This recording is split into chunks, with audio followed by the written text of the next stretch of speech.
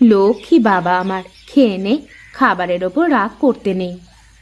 আমি বলছি আমি খাবো না, খাবো না মানে খাবোই না। এমন করতে হয় না, লক্ষ্মী বাবা আমার, না খেলে যে ক্ষুধায় অনেক কষ্ট হবে তোর। হোক আমার কষ্ট, তাতে তোমার কি? আমার কষ্টে কি তোমাদের কিছু যায় আসে নাকি? বাবা আমার, আগে খেয়ে নে, তারপর তুই যা বলবি তাই শুনবো আমরা। একটু মুখে দে। আচ্ছা, আমি কথা দিলাম তোকে, কালই আমি তোকে নতুন ব্যাগ কিনে এনে দেব। না, তোমাদের আমার চেনা হয়ে গেছে। এখন ফুসলিয়ে ফাসলিয়ে খাওয়াতে পারলে পরে আর মনে থাকবে না।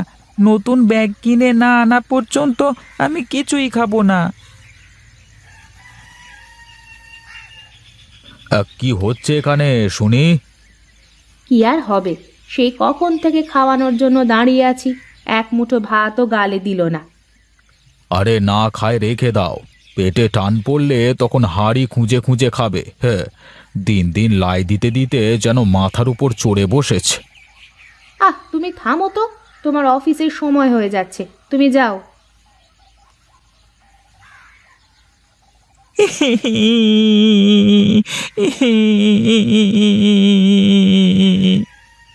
কাঁদিস নে বাবা, আমি বললাম তো, কালকেই আমি তোর জন্য নতুন ব্যাগ কিনে আনবো।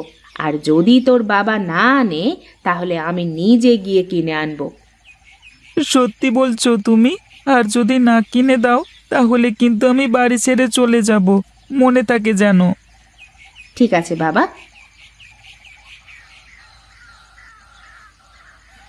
বাবা, আমার জন্য কিছু এনেছো? না রে বাবা, আনতে তো চাইছিলাম, কিন্তু গল্পে গল্পে চলে এসেছি রে, আর মনে নেই।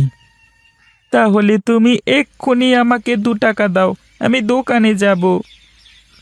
আমার কাছে তো এখন 2 টাকা নেই বাবা, আমি আবার ওবেলায় যাবো নে, তখন তোর জন্য খাবার নিয়ে আসবো।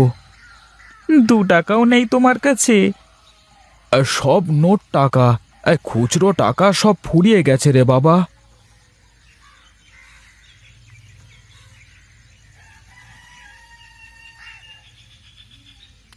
আর কত এভাবে মিছে কথা বলে যাবে তুমি? কি করব বউ বলো, নিজের ছেলের এই ছোট ছোট আবদারগুলো পূরণ করতে পারি না। এর থেকে মরে গেলেও তো বেঁচে যেতাম। ও কথা মুখেও এনো না, ও তো ছোট মানুষ, তাই না বুঝে যখন তখন যা কিছু চেয়ে বসে। তা তোমার কাজের কি কোনো ব্যবস্থা হলো? না গো, তেমন কাজ এখনো জোগাড় করতে পারিনি।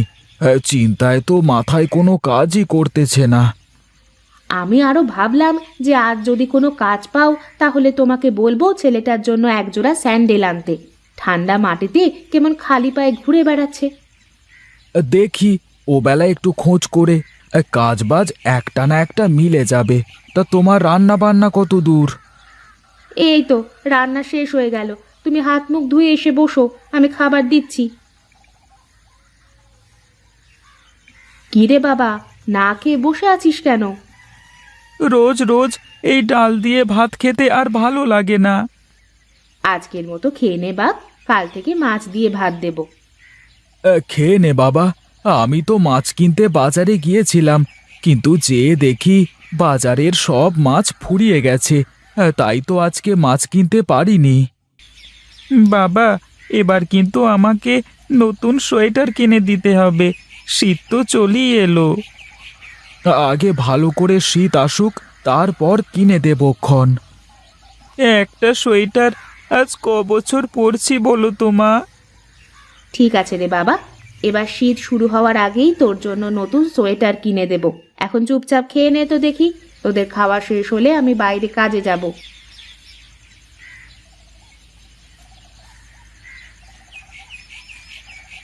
আরে গণেশ যে, কি খবর তোর? এই তো দাদা, তোমার কি খবর? আমি তো আছি দিব্যি। এটা কি তোর ছেলে নাকি রে? হ্যাঁ দাদা, ওর নাম মহেশ। বাহ, ভারী মিষ্টি নাম তো। এটা হলো আমার ছেলে ফটিক।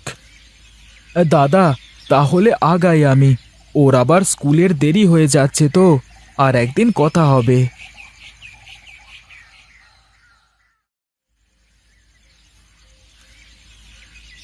দেখেছো বাবা, ওই ছেলেটা কেমন ছেঁড়া ব্যাগ নিয়ে স্কুলে যাচ্ছে।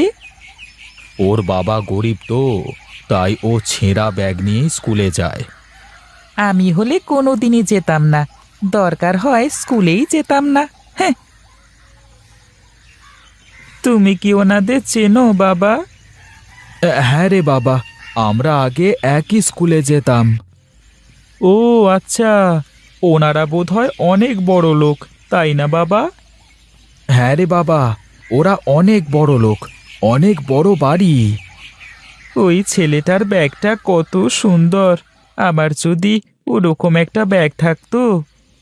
শোন রে বাবা, আমরা তো গরিব, তাই আমাদের ছেঁড়া ব্যাগ ছেঁড়া জুতো পরেই চলতে হয়। তুই একদিন লেখাপড়া শিখে অনেক বড় হবি, তখন দেখবি তোরও বড় বাড়ি হবে, বড় গাড়ি হবে। তুমি কেঁদো না বাবা, আমি আর কোনো কিছুর জন্য তোমাকে জোর করব না। চলো, আমার স্কুলে দেরি হয়ে যাচ্ছে।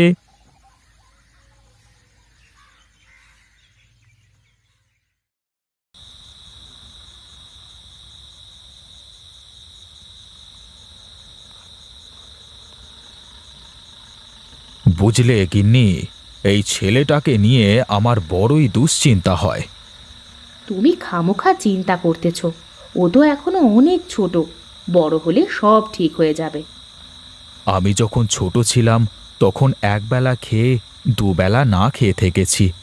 আমার বাবা মা খুবই গরিব ছিল, মাঝে মধ্যে তো রাতে শুধু পানি খেয়ে ঘুমিয়ে যেতাম। তুমি কষ্ট করেছো বলেই তো এখন আর আমাদের কোনো কষ্ট নেই, আমাদের তো এখন সব কিছু আছে। না না, এখনই ওকে সব বোঝাতে হবে, তা না হলে ও বড় হয়ে আরও খারাপ হয়ে যাবে। আচ্ছা, তুমি এখন এসব কথা বাদ দিয়ে ঘুমাও তো দেখি।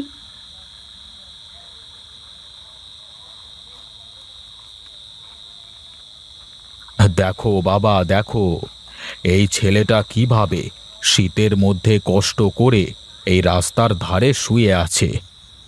আচ্ছা বাবা, ওদের শীত লাগে না? এভাবে রাস্তায় শুয়ে থাকে ওরা?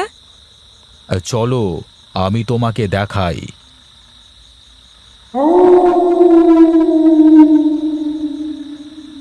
এই ছেলে, ওঠো, ওঠো। বাবু, আমি কিছু করিনি বাবু, আমাকে ছেড়ে দেন বাবু, আমাকে ছেড়ে দেন। এই ছেলে, তুমি এইভাবে রাস্তায় শুয়ে আছো কেন? তোমার ঘর বাড়ি নেই? বাবু, আমার মা বাবা কেউ নেই, এই রাস্তায় আমার ঘর বাড়ি। এই শীতের মধ্যে এভাবে শুয়ে আছো, তোমার শীত লাগে না? শীত তো লাগে, কিন্তু কি আর করব, আমার মতো রাস্তার ছেলের শীত লাগলে কার কি আসে যায়। বাবা, তুমি ওকে এক্ষুনি একটা শীতের কাপড় কিনে দাও। তোমরা এখানেই দাঁড়াও, আমি এই যাব আর এই আসব।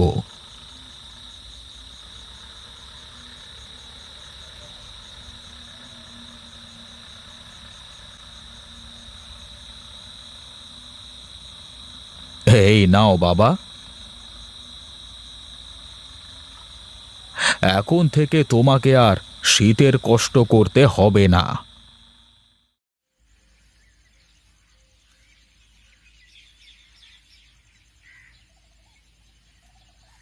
যা শীত পড়তেছে, তাতে করে গরিব মানুষের তো বেঁচে থাকাই দায়। গরিবের সবকিছুতেই সমস্যা গো গিন্নি, গরিব হয়ে জন্ম নেওয়াটাই পাপ। একদিন আমি অনেক বড় হব বাবা, তখন আমরা সব গরিব অসহায় মানুষকে সাহায্য করব। দোয়া করি বাবা, তোর মনের আশা যেন পূর্ণ হয়।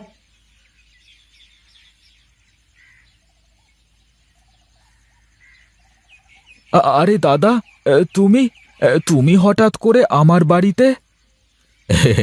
ছেলে বায়না ধরলো, তাই তো হাঁটতে হাঁটতে চলে এলাম এদিকে।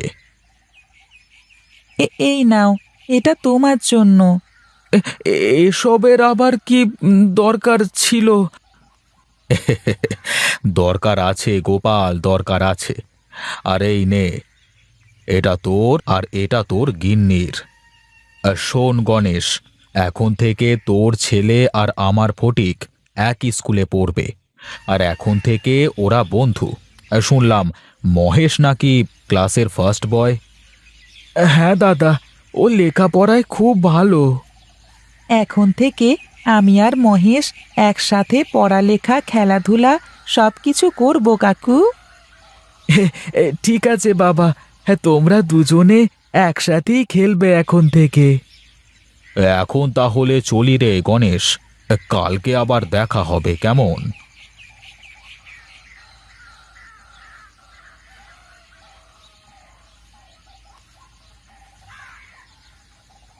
এই নাও তোমাদের দু বাপ বেটার চা, তাড়াতাড়ি ধরো, ঠান্ডায় হাত বরফ হয়ে গেছে আমার।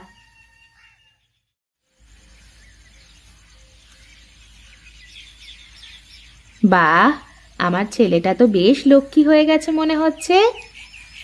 আজকে থেকে আমি আর কোনো জিনিসের জন্য বায়না করব না মা। ওমা, কেন, কি হয়েছে? জানো মা, এই শীতে গরিব মানুষ কত কষ্ট করে, গরিব মানুষের জীবন কত কষ্টের হয়। আমার সোনা ছেলে, দোয়া করি তুমি অনেক বড় হও আর গরিব দুঃখী মানুষের পাশে দাঁড়াও। তোমাকে অনেক ধন্যবাদ বাবা, তুমি না দেখালে আমি কখনোই বুঝতে পারতাম না। জীবনে বড় হতে হলে নিজের থেকে যারা ওপরে আছে তাদের দিকে না তাকিয়ে নিজের থেকে যারা নিচে আছে তাদের দিকে তাকাতে হয় বাবা। তোমার এই কথা আমার সারা জীবন মনে থাকবে বাবা। আর এতদিন তোমাদের অনেক কষ্ট দিয়েছি বাবা, এখন থেকে আর একটুও কষ্ট দেব না, কথা দিলাম। ঠিক আছে বাবা, ঠিক আছে, এবার তাহলে চাটা খাও, তা না হলে যে ঠান্ডা হয়ে যাবে।